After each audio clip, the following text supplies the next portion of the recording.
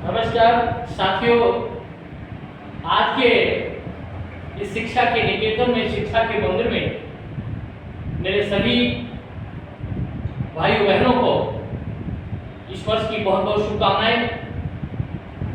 आज मैं बात करना चाह रहा हूँ उस समस्या के ऊपर जिस समस्या से पूरा भारतवर्ष जूझ रहा है और माता पिता भी सशंकित हैं, अचंभित हैं, गुरुजन भी परेशान हैं।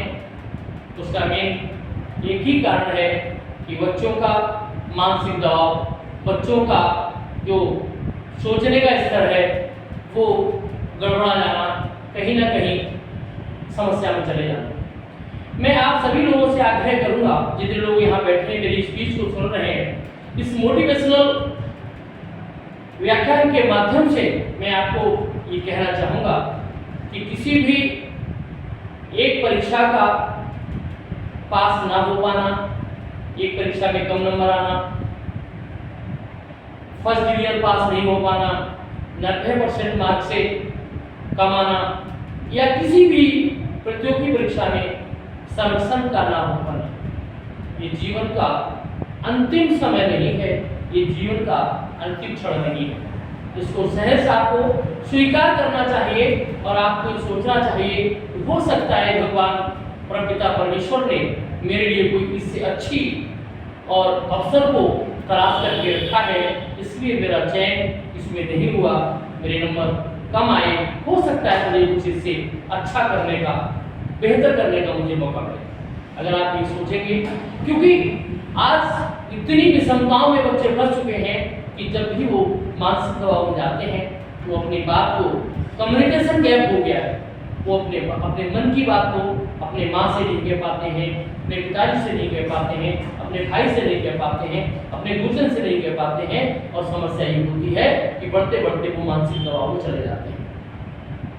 ये कहीं ना कहीं अगर बच्चों को दिखाता है कि बच्चे ये सोच लेते हैं कि मेरा ये अंतिम पड़ाव है, मेरे जीवन का अंतिम समय है, इसलिए बहुत सारे बच्चे आत्मघाती कदम उठा लेते हैं और अपने जीवन का अंत भी कर लेते हैं। बहुत सारे उदाहरण हमारे सामने ऐसे हैं, अगर मैं उदाहरण गिनाने बैठूंगा तो असंख्य उदाहरण हैं कि नंबर कम आने की वजह से या फेल होने की वजह से बच्चे ने सुसाइड कर लिया, आत्महत्या कर लिया, आत्मघाती कदम उठा लिया। मैं आज इस वीडियो के माध्यम से सभी मेरे दर्शक, मेरे भाई बहन जो मुझको देख रहे हैं, मुझे सुन रहे हैं और मेरे इस वीडियो को भारतवर्ष में जितने भी युवा साथी आज के जो परीक्षाओं की तैयारी कर रहे हैं या जो किसी न किसी शिक्षा के निकेतन में इंट्यूशन पढ़ रहे हैं, मैं उनसे मेरा यही कहना है कि इसको अंतिम परिणाम ना माना जाए, इसको ये माना जाए कि जीवन में और बहुत सारी सफलताएं मेरे हाथ लगेगी।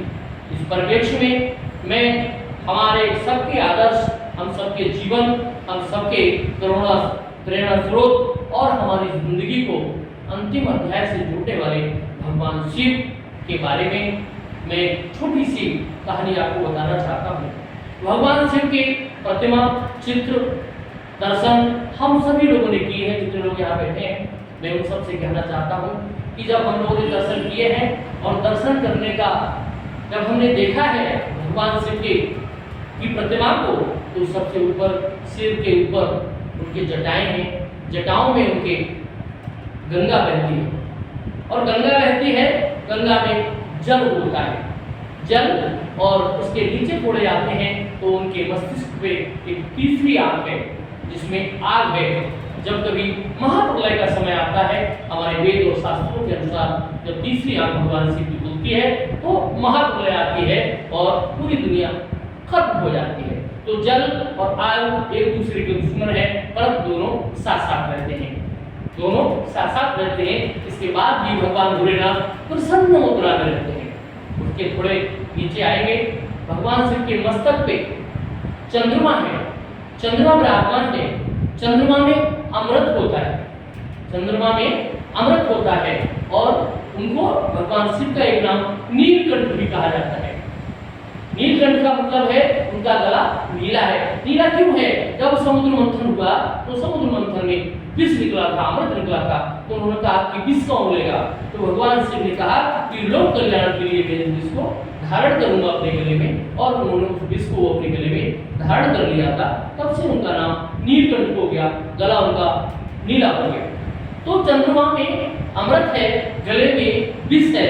अमृत और विष एक दूसरे के दुश्मन है, परंतु दोनों साथ साथ रहते हैं। इसके बाद भी भगवान भोलेनाथ प्रसन्न चित्त मुद्रा में हमेशा रहते हैं। उसके नीचे अगर हम आए तो हम देखें कि उनके गले में सर्प लिपटे हुए हैं, भुजंग लिपटे हुए हैं। भुजंग में सर्प में, और सर्प में विष होता है। सर्प और गणेश जी, एक जो उनके दो पुत्र हैं कार्तिकेय जी और गणेश जी।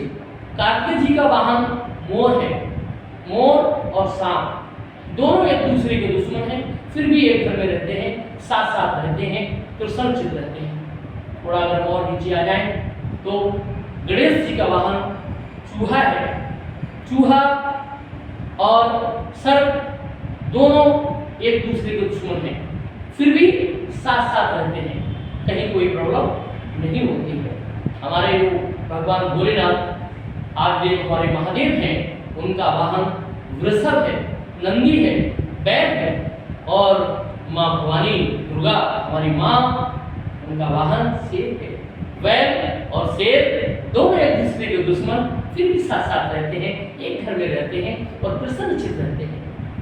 इतनी सारी विषमताओं के बाद भी सांप और मोर दुश्मन एक दूसरे के, मतलब बहुत सारी विषमताएं। इतनी विषमताएं होने के बाद हमारे जीवन में एक विषमताएं आती हैं, एक विषमता आ गई, एक समस्या आ गई, शायद इसकी उससे नहीं आ रही है, तो पता लगा जीवन का प्राणांत करने का मन करता है। मगर बच्चों से मैं आग्रह करूंगा कि भगवान भोलेनाथ को आज से अपना आदर्श मान के भगवान भोलेनाथ का अनुसरण करें, और देखें कि बहुत सारी विषमताओं के बाद भी हमारे आदिदेव महादेव भगवान भोलेनाथ प्रसन्नचित्त रहते हैं, खुश रहते हैं। मेरा आप लोगों से सभी से आग्रह है, जितनी मेरे बहन भाई छात्र छात्राएं मेरे इस वीडियो को इस प्रांगण इस हाल में जो मौजूद हैं, जो मुझे देख रहे हैं और मेरे सुन रहे हैं और सोशल मीडिया पे मुझे देखेंगे, उनसे मेरा एक ही आग्रह है कि सारी विषमताओं को अंगीकार करके धैर्य से काम लें। अगर ये समय कठिन समय नहीं रहा है, अगर अच्छा समय नहीं रहा है, तो कठिन समय भी नहीं रहेगा। रात जब आई है तो दिन निकलेगा ही निकलेगा। अगर ये खराब दिन आज मेरा है तो कल मेरा दिन अच्छा होगा ही होगा।